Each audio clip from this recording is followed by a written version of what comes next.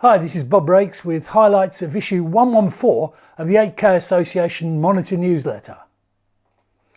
I'm something of a pixelaholic. I always want more, but I think I may almost have seen pixel overload now. Hive Media Control is a UK-based company that makes media servers and players, including the B-Blade. B-Blades are players built on Intel's Smart Display Module or SDM architecture, which allows them to be installed directly in compatible displays or mounted in the company's Beehive enclosures. At ISE, the company had 16 of its latest Nexus B-Blade products and showed all 16 in a single chassis.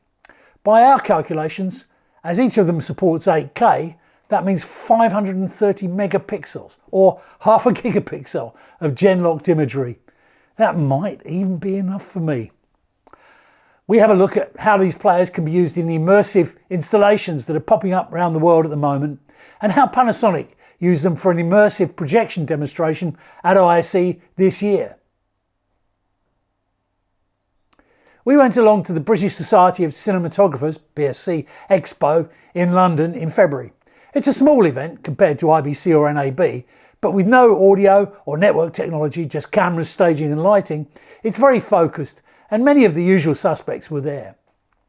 We had an interesting conversation with Red Digital about their new camera version that's the first fruit of their acquisition by Nikon, and also their Red Connect technology, which can send 8K 120Hz RAW data directly to ST2110 or to PCs for capture.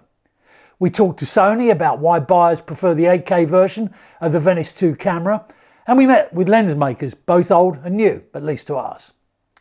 Blackmagic talked to us about the advantages of its 12K sensor in 4K as well as 8K. All of that is covered in our report. We heard a number of 8K related stories at the beginning of March, so we combined them in a roundup.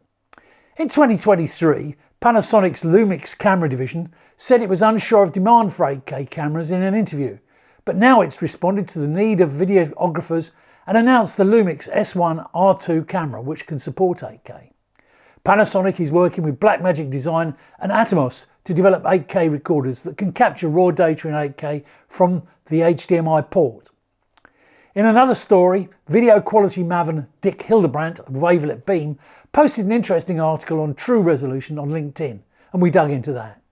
Nvidia released details of its video codec SDK 13, which boosts performance so that it can now support H.264 8K with ease, to quote them.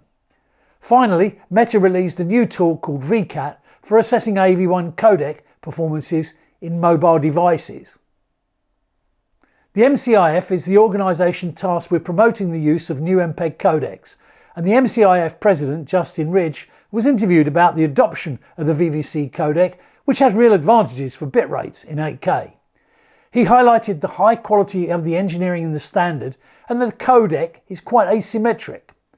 What he means by that is, as we've previously reported, the VVC codec has a lot of options for very efficient coding, but the highest levels of compression can take quite a lot of computing power.